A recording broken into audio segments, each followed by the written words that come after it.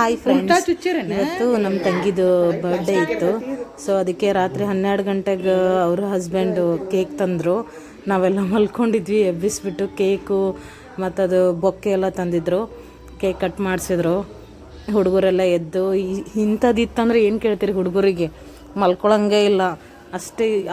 ಅವ್ರ ಆಕಿನ ಬರ್ಡೇಕ್ಕಿಂತ ಇವ್ರದ್ದೇ ನಂದೇ ಬರ್ಡೇ ಅನ್ನೋ ಥರ ಇಷ್ಟು ಎಂಜಾಯ್ ಮಾಡಿದ್ರು ಹುಡುಗರೆಲ್ಲ. ಅದರ ರಾತ್ರಿ 2 ಗಂಟೆ ಆದರೂ ಮಲ್ಕೊಳಕ್ಕೆ ರೆಡಿ ಇಲ್ಲ. 12 ಗಂಟೆಗೆ ಅವರು ಕೇಕು ಬೊಕ್ಕೆ ಎಲ್ಲ ತೊಗೊಂಬಂದರು, ಸರ್ಪ್ರೈಸು.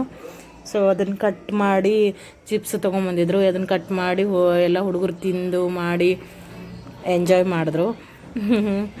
ಅದನ್ನೇ ಅನ್ಬೇಕಂದೆ. ಹುಡುಗರು ತಮ್ಮ ಬರ್ಡೇ ಅಂದರೆ ಇವಾಗ ಎಷ್ಟು ಎಂಜಾಯ್ ಮಾಡ್ತಾವಂದರೆ ನೋಡಿ, ಫ್ರಿಷಾ ಮತ್ತು ನನ್ನ ಮಗಳು, ಅಕ್ಕನ ಮಕ್ಕಳು, ತಂಗಿ ಮಗಳು, ಅಮ್ಮ ಅಪ್ಪ ನಾವು ಎಲ್ಲರೂ ಎದ್ದಿದ್ವಿ. ಇದೇ ಬೊಕ್ಕೆ ಮತ್ತು ಕೇಕ್ ತೊಗೊಂಬಂದಿದ್ರು. ಸೊ ತಿಂದು ಮಾಡಿ ಆಮೇಲೆ ಮಲಗಲೂ ಇಲ್ಲ. ನಾನು ಅದನ್ನೇ ವಿಡಿಯೋ ಮಾಡಿಕೊಂಡೆ ಅವ್ರಿಗೆ ಗೊತ್ತಿಲ್ಲದಿದ್ದಂಗೆ. ಇದು ತಂಗಿ ಮಗಳು, ಅಕ್ಕಂದು 2ನೇ ಮಗಳು. ಏನೋ ಕೂತ್ಕೊಂಡು ರಾತ್ರಿ 12:30 ಆಗ್ಯದ, ಮಲ್ಕೊಳಕ್ಕೆ ರೆಡಿ ಇಲ್ಲ. ಬರಬೇಡ ಅಂತ ರೂಮ್ನಾಗ ನೀವು ಯಾರು ಬರಬೇಡ್ರಿ ರೂಮ್ನಾಗ ಅಂತ ಹೇಳಿದ್ರು.